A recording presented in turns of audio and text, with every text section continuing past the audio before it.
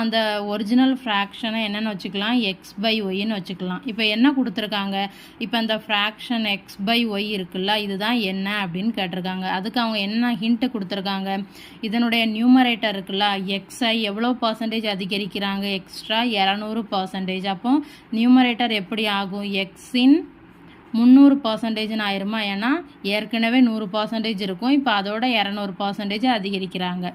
டினாமினேட்டரை என்ன பண்ணுறாங்க, எக்ஸ்ட்ரா 300%. அப்போ டினாமினேட்டர் எப்படி ஆகும், ஒய்யின் 400%ன்னு ஆயிருமா.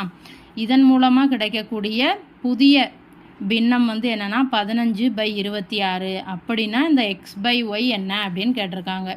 இதை எப்படி எழுதலாம், எக்ஸ் இன்ட்டு 300/100ன்னு எழுதலாமா, ஏன்னா பர்சன்டேஜில் தானே இருக்குது.